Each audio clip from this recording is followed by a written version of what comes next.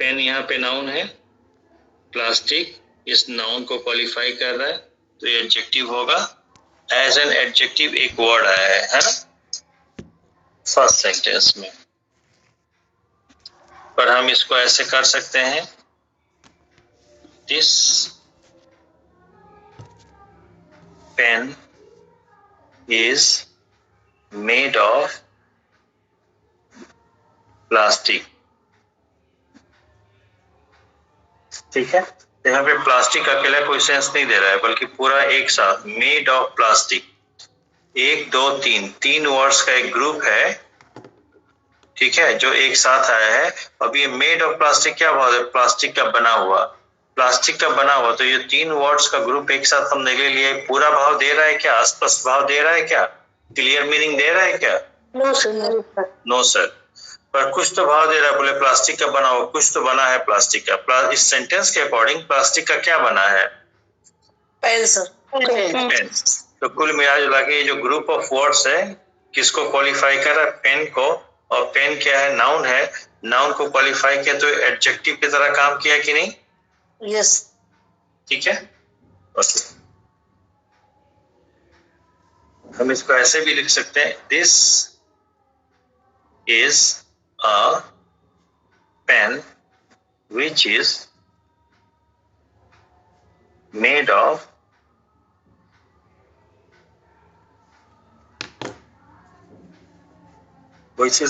plastic। ठीक है, तो अगर आप इसको देखें तो दिस से लेकर के प्लास्टिक तक एक सेंटेंस लिखा गया है, ठीक है। पर यहाँ से दिस इज अ पेन को अगर हम अलग से बांटना चाहें इस सेंटेंस में, तो अलग से एक सेंटेंस की तरह काम कर रहा है। इसको अगर अदरवाइज बाहर लिख देते तो इसको छिपा दें, अगर अलग से इसको लिखते तो एक सेंटेंस कहलाता, पर यहाँ पे ये सेंटेंस नहीं कहलाएगा। क्यों? क्योंकि सेंटेंस जो है दिस से लेकर के और प्लास्टिक तक लिखा गया है। लिहाजा दिस इज अ पेन ये बड़े सेंटेंस का, एक बड़े से सेंटेंस का एक हिस्सा है, और बड़े से सेंटेंस का ऐसा हिस्सा है जिसमें कि एक फाइनाइट वर्ब है और एक सब्जेक्ट है। ठीक है, तो एक बड़े से सेंटेंस का इतना सा हिस्सा जिसमें एक फाइनाइट वर्ब और एक सब्जेक्ट हो, उसी को इंग्लिश ग्रामर में क्लॉज कहते हैं। Any doubt? No sir.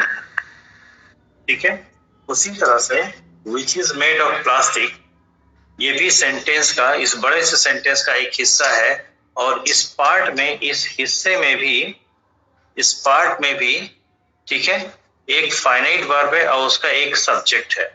तो एक फाइनाइट वर्ब है, उसका एक सब्जेक्ट है, तो ये भी क्या कहलाएगा? क्लॉज कहलाएगा। तो आप, मुझे उम्मीद है कि आप लोगों को पता चल गया होगा कि क्लॉज क्या होता है। बोले क्लॉज जो है सेंटेंस का इतना सा हिस्सा होता है जिसमें एक फाइनाइट वर्ब एक सब्जेक्ट हो, एक फाइनाइट वर्ब एक सब्जेक्ट हो। तो एक बड़े से सेंटेंस का इतना सा हिस्सा, इतना सा पार्ट जिसमें एक फाइनाइट वर्ब एक सब्जेक्ट हो, उसे क्लॉज कहेंगे। बड़े से सेंटेंस का एक इतना सा हिस्सा जिसमें एक फाइनाइट वर्ब एक सब्जेक्ट हो, उसे क्लॉज कहेंगे। Any doubt? No sir. Clause क्या होता है? क्लियर है? उसी तरह से एक सेंटेंस का इतना सा हिस्सा या ग्रुप ऑफ वर्ड्स जिसके अंदर कोई फाइनाइट वर्ब ना हो, उसे हम फ्रेज कहेंगे। ये इज मेड आप लोगों ने पढ़ा है टेंसेस में भी, कि जब भी अगल बगल दो वर्ब आएंगे तो पहला वर्ब हमेशा हेल्पिंग वर्ब होगा, और हेल्पिंग वर्ब ही नंबर और टेंस बताता है। तो हेल्पिंग वर्ब अगर नंबर टेंस बताता है किसका? मेन वर्ब का। तो हेल्पिंग वर्ब जो है मेन वर्ब का नंबर टेंस कब बताएगा? जब उस मेन वर्ब का अपना नंबर टेंस नहीं है। और जब मेन वर्ब का अपना नंबर टेंस नहीं है तो ये फाइनाइट वर्ब कहलाएगा या नॉन फाइनाइट? Non finite. ठीक है, तो सेंटेंस के अंदर जो ग्रुप ऑफ वर्ड्स होते हैं, ध्यान से सुनिए, सेंटेंस के अंदर जो ग्रुप ऑफ वर्ड्स होते हैं उसके अंदर यदि कोई भी फाइनाइट वर्ब ना हो तो उस ग्रुप ऑफ वर्ड्स को हम क्या कहते हैं? फ्रेज कहते हैं। Any doubt? और वो फ्रेज अगर नाउन को क्वालिफाई कर रहा है, मतलब एडजेक्टिव की तरह बिहेव कर रहा है, तो एडजेक्टिव फ्रेज कहलाएगा। ये भी क्या है? ग्रुप ऑफ वर्ड्स है विद इन अ सेंटेंस, और ये ऐसा ग्रुप ऑफ वर्ड्स है जिसमें एक फाइनाइट वर्ब है और उसका सब्जेक्ट है। तो with in a sentence a group of words, a group of words with in a sentence, a group of words that has only one finite verb and a subject is called a clause। within a sentence a group of words that has only one finite verb and a subject is called clause. A group of words, तीन words का group, a group of words within a sentence that has no finite verb is called a phrase. Any doubt? No sir. No यहाँ पे देखिए, which is made of plastic, जो plastic का बना है, जो प्लास्टिक का क्या बना है? पेन। और पेन अपने आप में क्या है? नाउन है। ये पूरा का पूरा क्लॉज नाउन को क्वालिफाई कर रहा है, और जब नाउन को क्वालिफाई कर रहा है, ये नाउन के बारे में बता रहा है, तो एडजेक्टिव की तरह काम कर रहा है कि नहीं? Yes sir. एकदम क्लियर है? ठीक है। तो फ्रेज क्या होता है? सेंटेंस के अंदर शब्दों का ऐसा समूह जिसके अंदर कोई फाइनाइट वर्ब ना हो, उसे हम फ्रेज कहेंगे। नॉन फाइनाइट वर्ब हो चाहे ना हो, इससे कोई फर्क नहीं पड़ता, फाइनाइट वर्ब नहीं होना चाहिए। ठीक है। क्लॉज क्या होता है? एक बड़े से सेंटेंस के अंदर ऐसा शब्दों का समूह कि उस समूह में एक फाइनाइट वर्ब एक सब्जेक्ट हो, उसे क्लॉज कहेंगे। उस समूह में एक फाइनाइट वर्ब एक सब्जेक्ट है, उसे हम क्लॉज कहेंगे। Any doubt? No sir. तो फ्रेज क्या होता है, क्लॉज क्या होती है, इतनी बात समझ में आ गई। अब एक कदम और आगे बढ़ते हैं इस सेंटेंस को लेकर।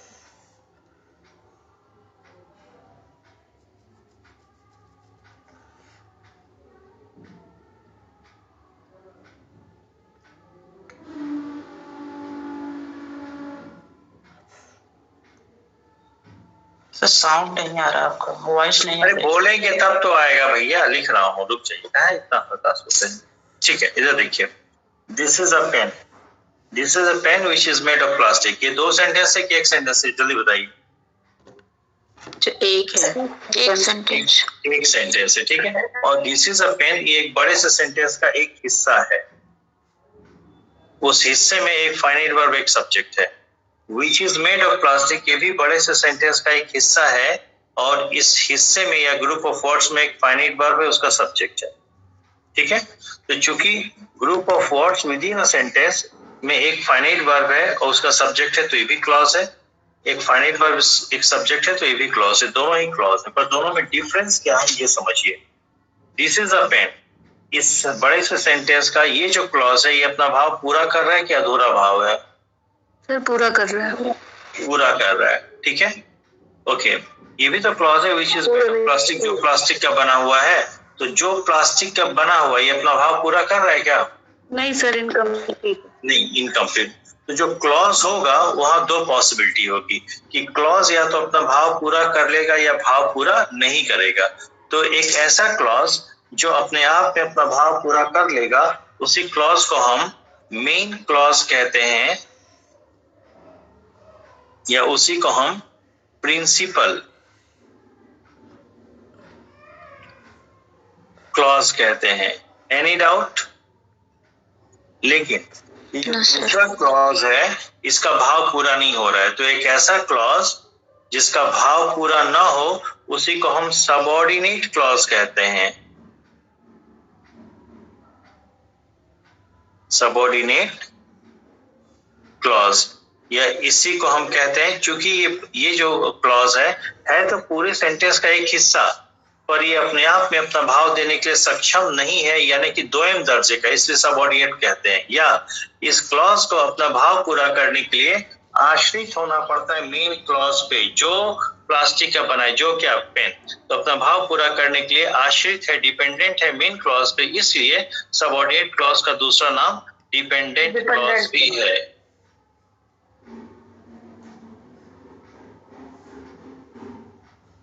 ठीक है।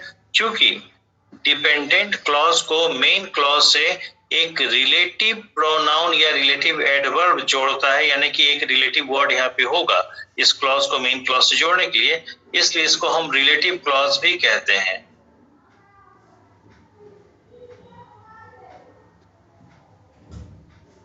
Any doubt? No sir. Initially हमें ये पता चला कि क्लॉज क्या होता है। बोले clause is a group of words that has only one finite verb and a subject, उसे क्लॉज कहेंगे। और जो क्लॉज होगा वो अपना भाव पूरा कर भी सकता है और भाव पूरा नहीं भी कर सकता है। ठीक है। तो अगर आपसे पूछा जाए कि सबऑर्डिनेट क्लॉज क्या है तो उसमें हु को, विच को, व्हाट को, दैट को मत देखिएगा, ये सब भाव के अनुसार चलेगा। डे 1 से मैं बता रहा हूँ अंग्रेजी एक भाषा है, भाषा के माध्यम से भाव व्यक्त करना है, ठीक है। तो जैसा भाव होगा उसके आधार पे हम उस जो है क्लासिफाई करेंगे। तो कोई भी क्लॉज जिसका भाव पूरा नहीं है वही सबऑर्डिनेट होगा, ठीक है। तो अभी हमें पता चला कि क्लॉज दो प्रकार के होते हैं, ठीक है।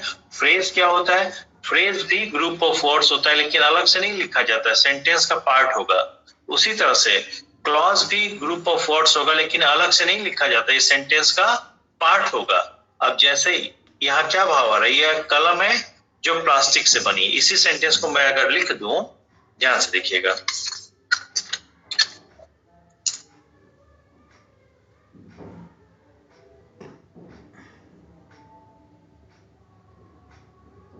बताइए ये क्लॉज है कि सेंटेंस है?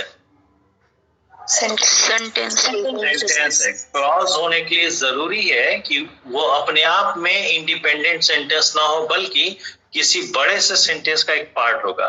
फिर मैं अगर लिख दूं कि it is made of plastic, तो ये क्या है, ये सेंटेंस है कि क्लॉज है?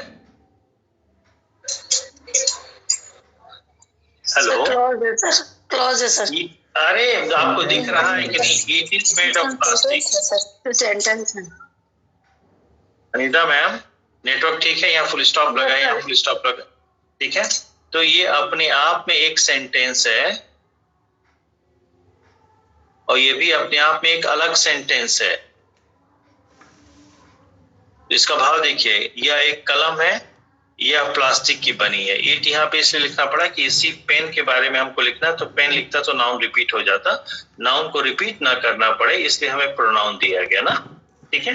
अब किसी ने कहा कि दो अलग अलग सेंटेंस को जोड़ के एक कर दीजिए, तो जोड़ने को ही सिंथेसाइज करना कहते हैं, हाँ, जिसको आपको कहते हैं सिंथेसिस, राइट। तो क्या हम इस सेंटेंस को ऐसे लिख सकते हैं? ध्यान से देखिएगा, दिस इज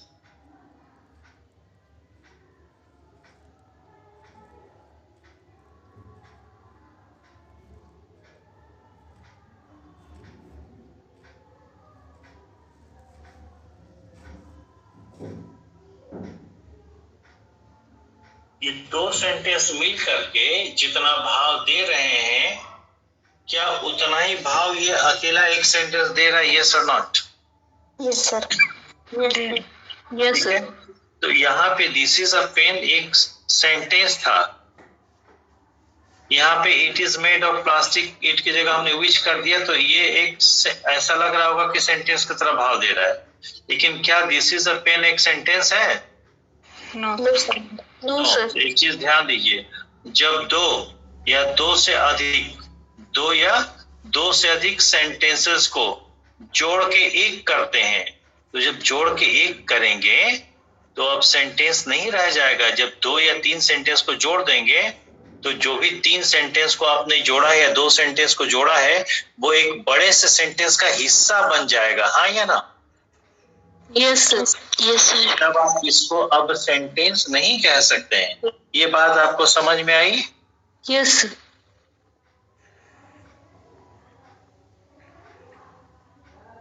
ठीक है, अदरवाइज तो सेंटेंस था, लेकिन अब चूंकि सेंटेंस का एक हिस्सा बन गया है तो अब आप इसको सेंटेंस नहीं कह सकते, बल्कि वही इनिशियली जो सेंटेंस था, जब वो सेंटेंस का हिस्सा बन जाएगा तो आप उसको क्या कहेंगे? क्लॉज ना। और अगर वो अपना भाव पूरा नहीं दे रहा तो सबऑर्डिनेट, और भाव पूरा दे रहा है तो main clause. Any doubt? No sir. No sir. तो इसको जोड़ने का एक तरीका ये है, दूसरा तरीका है हम इसको ऐसे जोड़ सकते थे, कैसे? बोले this is a pen and it is, it को हम ब्रैकेट में कर रहे हैं, लिखना जरूरी नहीं है, it is made of plastic, ठीक है। अब ध्यान से देखिए, दिस से लेकर के प्लास्टिक तक एक सेंटेंस लिखा गया है, ये दो सेंटेंस है।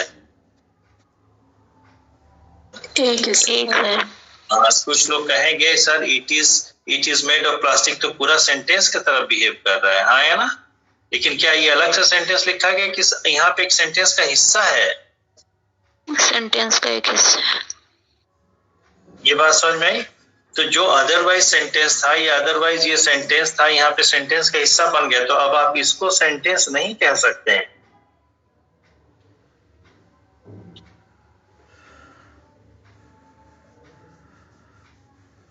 ठीक है, ये सेंटेंस नहीं है, एक बड़े से सेंटेंस का हिस्सा बन गया, तो इसको हम क्या कहेंगे?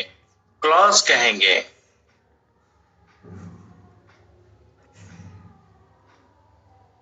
ठीक है, अब एक बात और समझिए कि जब ये बड़े से सेंटेंस का एक हिस्सा है तो एक क्लॉज हो गया, ये भी एक क्लॉज हो गया। अब ये देखना है कि क्या इसमें कौन सा सबऑर्डिनेट क्लॉज है, कौन सा मेन क्लॉज है। तो अगर हम कहें दिस इज अ पेन, ये अपना भाव पूरा कर रहा है कि नहीं? Yes sir. Yes sir. तो ये मेन क्लॉज होगा कि नहीं? Yes sir. और अगर हम कहें it is made of plastic, तो इसका भाव पूरा है कि अधूरा है? अधूरा। कैसे अधूरा है? इट तो एक होल्ड ऑन, इट तो एक प्रोनाउन है ना, तो प्रोनाउन तो इसलिए लिखा गया कि नाउन को रिपीट ना करना पड़े, हाँ या ना? बोलिए हेलो। तो इट की जगह हम द पेन लिख सकते हैं कि नहीं? Yes sir. Yes sir. ठीक है, तो ये जो दूसरा वाला क्लॉज है, ये अपने आप में अपना भाव पूरा कर रहा है या अपना भाव पूरा करने की किसी पे डिपेंडेंट है? पूरा कर रहा है। पूरा कर रहा है। ये भी मेन क्लॉज होगा कि नहीं? Yes sir. Yes. Main clause कह लीजिए, इसी को आप क्या कह लीजिए? प्रिंसिपल क्लॉज कह लीजिए, दोनों एक ही है ना?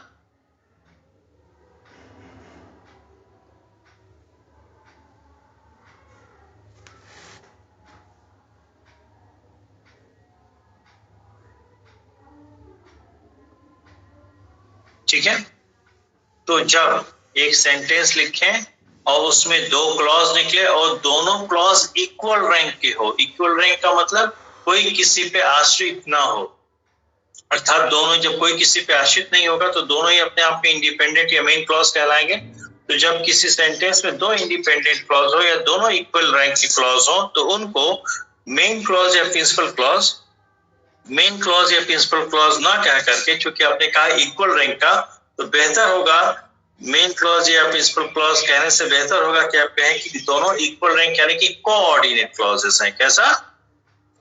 कोऑर्डिनेट।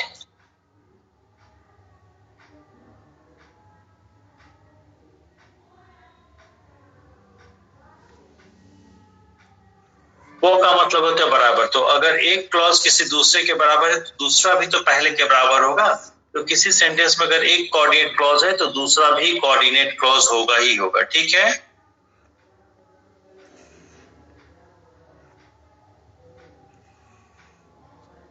ऑलराइट, क्लियर है? तो एक ऐसा सेंटेंस जिसमें दो कोऑर्डिनेट क्लॉज या दो प्रिंसिपल क्लॉज हो, उसी सेंटेंस को हम क्या कहते हैं? कंपाउंड सेंटेंस कहते हैं। Any doubt?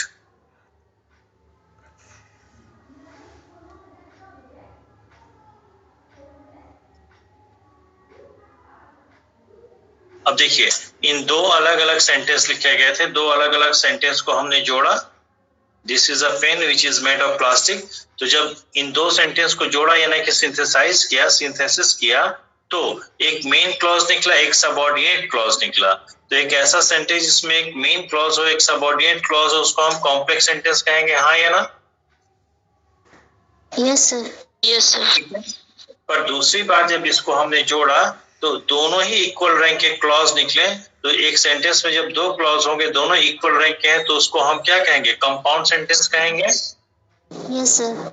तो जब किसी दो सेंटेंस को या दो से अधिक सेंटेंस को जोड़ के एक करेंगे यानी सिंथेसिस करेंगे, तो उससे हम कॉम्प्लेक्स सेंटेंस भी बना सकते हैं, कंपाउंड सेंटेंस भी बना सकते हैं, या सिंपल सेंटेंस भी बना सकते हैं। देखिए अभी सिंपल बनेगा। सिंपल सेंटेंस का डेफिनेशन क्या है? कोई भी सेंटेंस जिसमें सिर्फ एक फाइनाइट वर्ब हो उसे सिंपल सेंटेंस कहेंगे। ठीक है। कॉम्प्लेक्स की डेफिनेशन क्या है? कोई भी सेंटेंस जिसके अंदर कम से कम एक सबऑर्डिनेट क्लॉज हो उसको हम सिंपल सेंटेंस कहेंगे। और कंपाउंड क्या होता है? जिसमें दो या दो से अधिक मेन क्लॉज या कोऑर्डिनेट क्लॉज उसे कंपाउंड सेंटेंस कहेंगे। तो इसको हम ऐसे, this is a pen, it is made of plastic, को हम ऐसे भी तो लिख सकते हैं कि this is a plastic pen.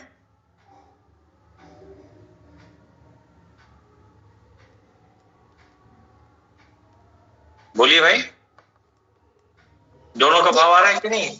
Yes ये सर। दो सेंटेंस मिल करके जितना भाव दे रहे हैं उतना अकेला एक सेंटेंस दे रहा है, और इसमें केवल एक ही फाइनाइट वर्ब है, तो क्या हो जाएगा? ये सिंपल सेंटेंस हो जाएगा।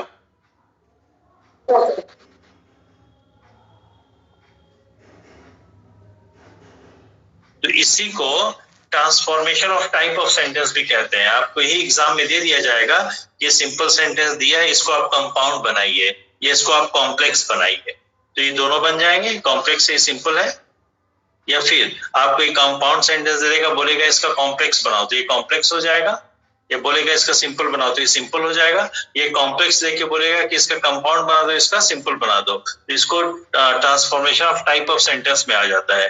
ये भी ट्रांसफॉर्मेशन का एक पार्ट है।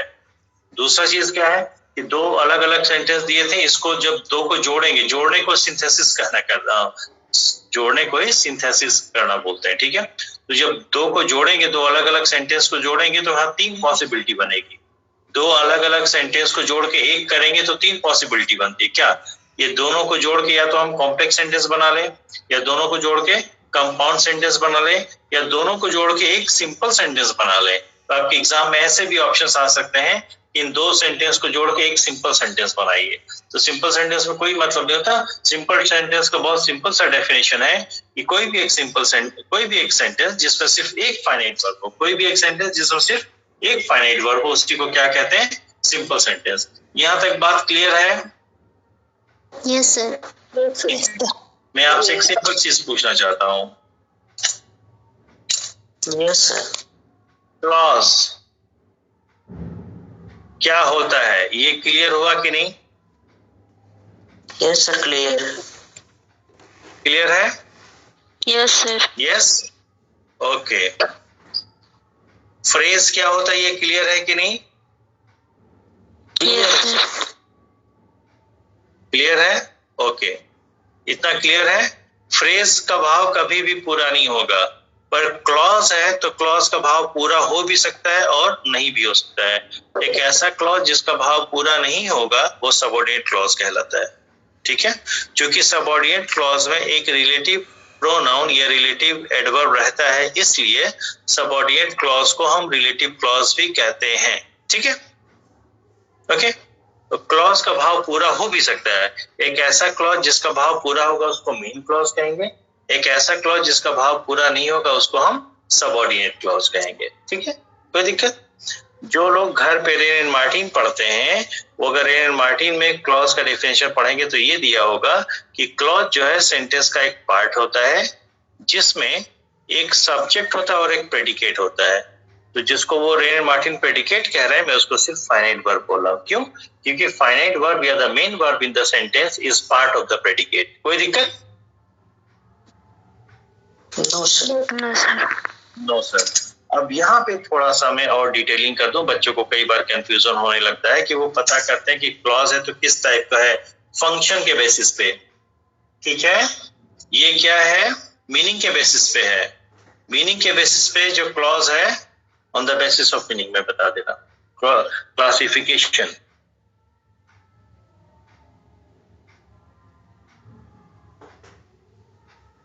क्लासिफिकेशन ऑफ क्लॉजेस, ये सब लोग नोट कर लीजिएगा। मैं शायद पहली बार ही बताने जा रहा हूं, जो भी पुराने बच्चे उनको पता होगा। Classification of clauses on the basis of their meaning.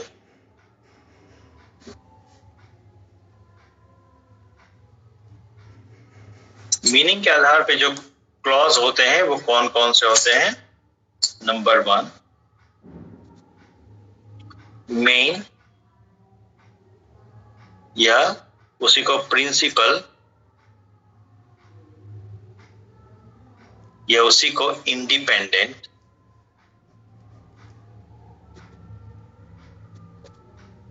Clause कहते हैं। ठीक है। नंबर 2 सबऑर्डिनेट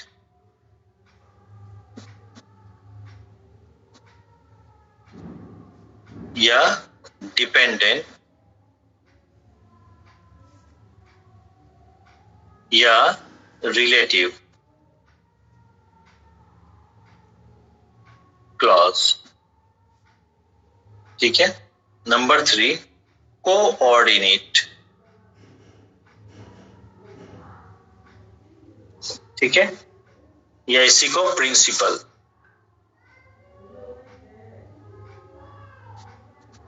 ये इसी को रेन मार्टिन की भाषा में मेन क्लॉज।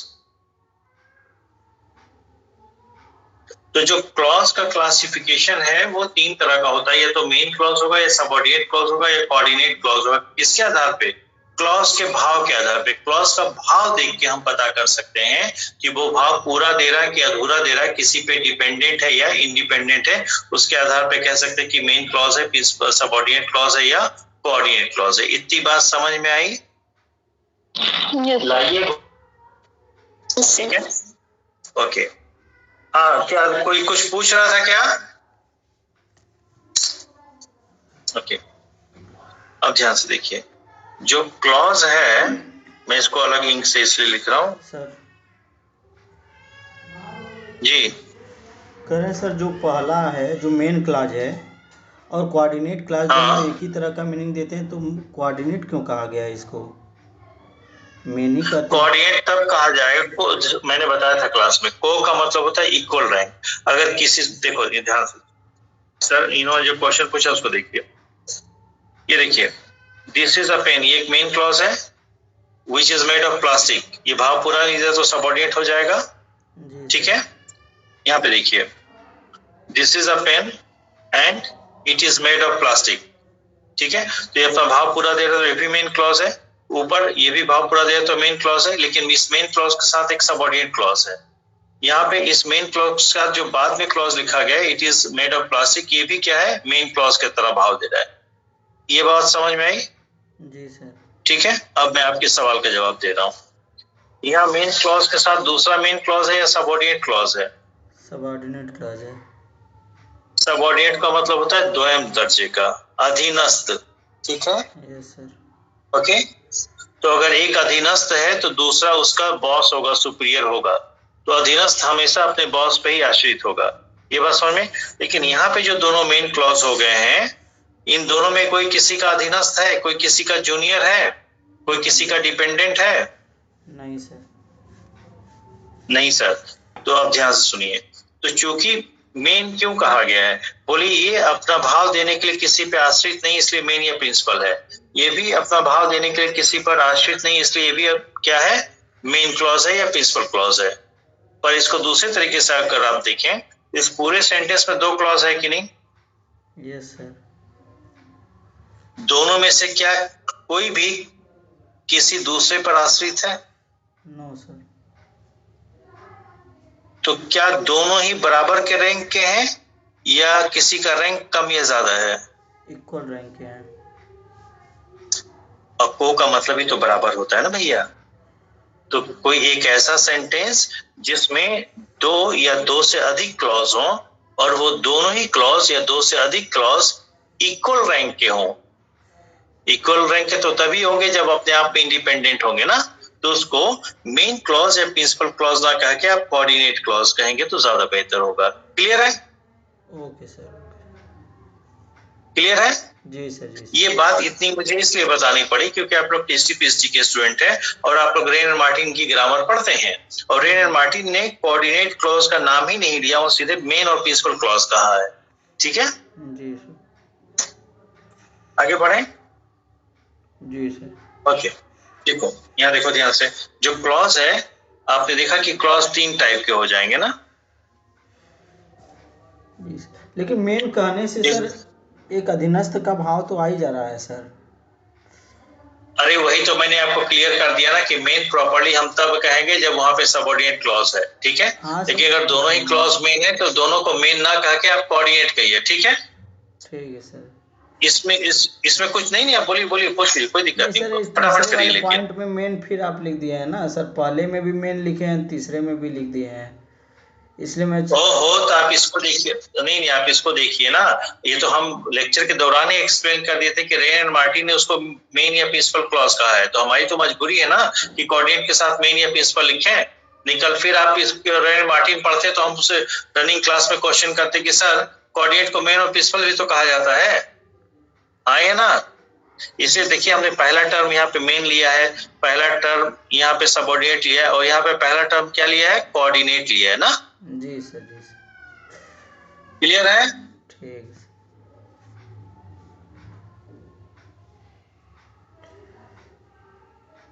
फिर यहाँ पे हम कोऑर्डिनेट ले रहे हैं,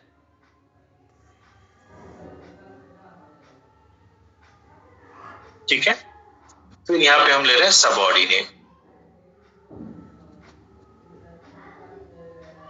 अब आप लोग ध्यान से देखिए, केवल और केवल अगर क्लॉज है, मेन क्लॉज है तो कोई बात नहीं, कोऑर्डिनेट क्लॉज भी तो मेन क्लॉज ही होता है तो भी कोई बात नहीं, ठीक है।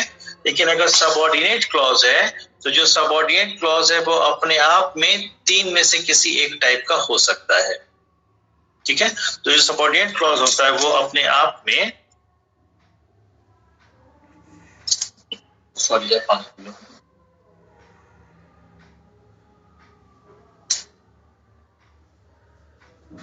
वो अपने आप में नाउन क्लॉज हो सकता है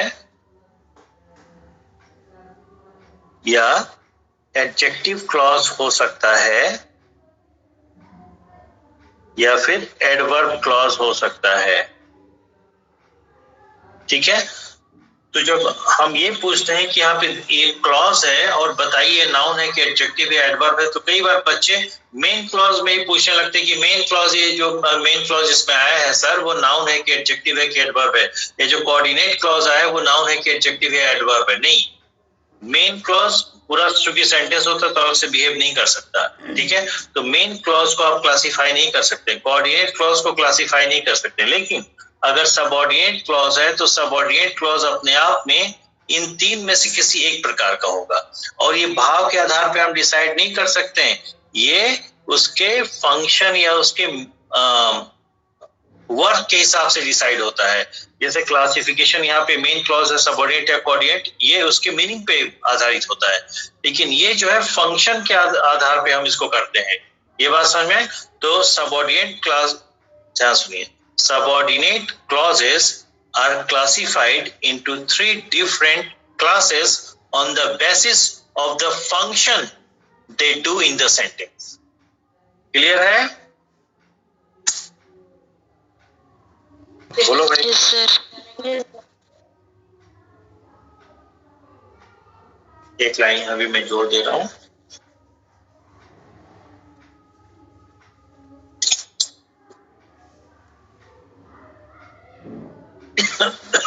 एक second.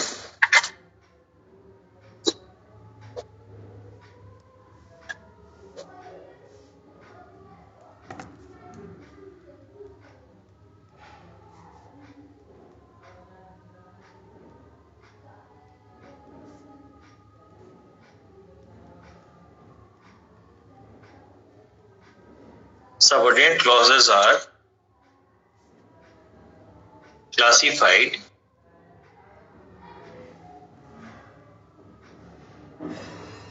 as noun, adjective and adverb on the basis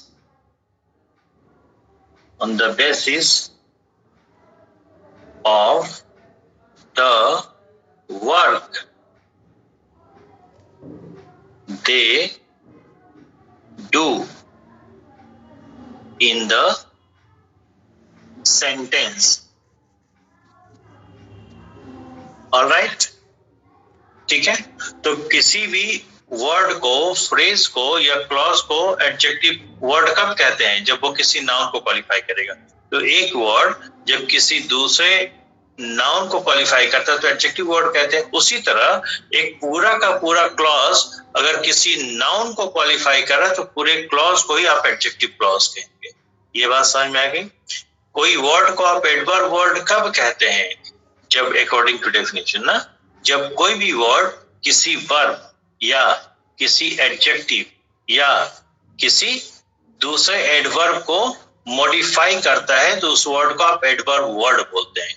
तो सिमिलरली अगर कोई भी क्लॉज है या कोई भी फ्रेज है, ठीक है, अगर वो किसी वर्ब को या किसी एडजेक्टिव को या किसी दूसरे एडवर्ब को मॉडिफाई करता है तो उस पूरे क्लॉज को आप एडवर्ब क्लॉज कहेंगे। उसके भाव से मतलब नहीं है। Got it? कोई भी नामित करने वाला शब्द नाउन होता है। तो ये आप लोगों को क्लास में इनिशियली हमने पढ़ा है शुरुआती दौर में, ठीक है। ये पता करना थोड़ा टफ है कि वो नामित कर रहा है कि नहीं कर रहा है, नामित कर रहा है तो कैसे नामित कर रहा है। पर इतना जरूर है कि अगर नाउन है तो नाउन की जगह पे रहेगा, और नाउन की जगह कितनी होती है? 5। तो कोई भी वर्ड अगर नाउन की जगह पे है या कोई भी क्लॉज या कोई भी फ्रेज अगर नाउन की जगह पे है तो नाउन फ्रेज या नाउन क्लॉज कहलाएगा। और नाउन की जगह होती कितनी है? फाइनाइट वर्ब का सब्जेक्ट की जगह, ट्रांसिटिव वर्ब के ऑब्जेक्ट की जगह, प्रीपोजिशन के ऑब्जेक्ट की जगह, वर्ब ऑफ इनकम्प्लीट प्रेडिकेशन के कॉम्प्लीमेंट की जगह, या case in apposition. Any doubt? बोलो भाई। No sir. No sir. ठीक है, तो आपने ये देख लिया कि मीनिंग के आधार पे जब हम क्लॉज को क्लासिफाई करेंगे तो मेन क्लॉज हो सकता है सबऑर्डिनेट, कोऑर्डिनेट या उसी को प्रिंसिपल कहते हैं। लेकिन फंक्शन या कार्य के आधार पे अगर सबऑर्डिनेट, सिर्फ और सिर्फ सबऑर्डिनेट क्लॉज को क्लासिफाई करेंगे तो 3 तरह के क्लॉज निकलेंगे, नाउन, एडजेक्टिव या एडवर्ब। यहां तक क्लियर है?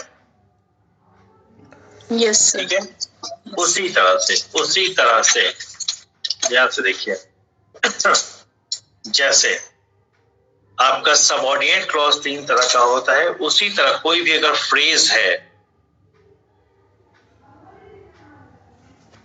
फ्रेज, ठीक है, फ्रेज भी अपने आप में on the basis of function, ठीक है, कार्य के आधार पे, ठीक है, ये भी अपने आप में क्या होगा? नाउन फ्रेज हो सकता है, या फिर एडजेक्टिव फ्रेज हो सकता है, या फिर एडवर्ब फ्रेज हो सकता है।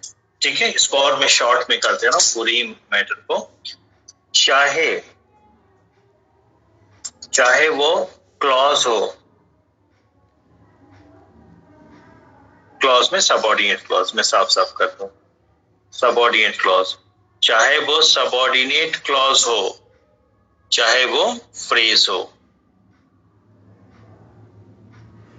चाहे वो सबऑर्डिनेट क्लॉज हो, चाहे वो फ्रेज हो, होगा तो 3 में से किसी एक ही टाइप का।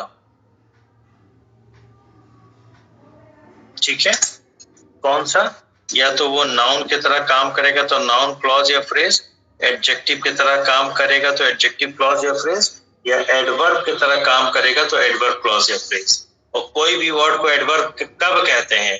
भाव के आधार पे नहीं, डेफिनेशन के अकॉर्डिंग। जब कोई वर्ड किसी वर्ब को या किसी एडजेक्टिव को या किसी दूसरे एडवर्ब को मॉडिफाई करे तब उसको एडवर्ब कहते हैं। उसी तरह से कोई भी फ्रेज या कोई भी क्लॉज, पूरा का पूरा क्लॉज या पूरा का पूरा फ्रेज जब किसी वर्ब को मॉडिफाई करे, किसी एडजेक्टिव को मॉडिफाई करे या किसी दूसरे एडवर्ब को मॉडिफाई करे तब आप उसको क्या कहेंगे? एडवर्ब कहेंगे। Any doubt? No sir. No sir. एकदम क्लियर है? ठीक है, बोलिए भाई। Yes sir. सब लोग ओके? Yes sir. 2 मिनट आप लोग बने रहिए, 2 मिनट बने रहिए। ठीक है, 2 मिनट बने रहिए।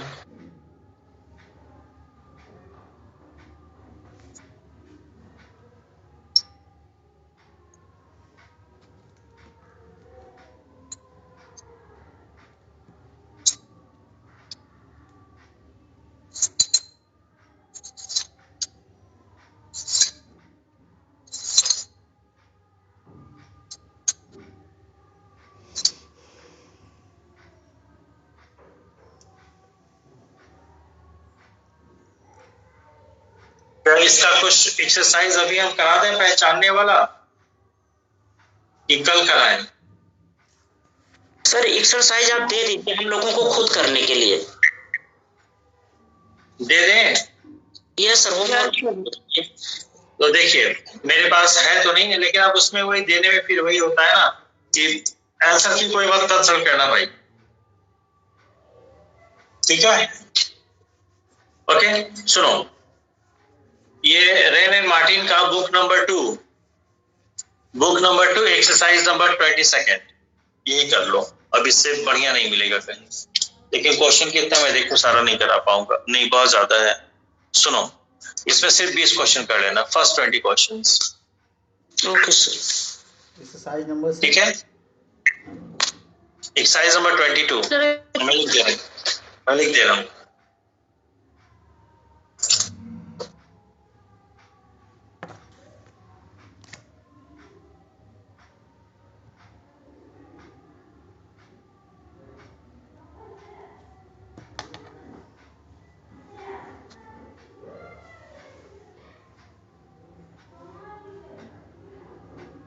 Homework from Rain and Martin, book 2, exercise number 22, ठीक है?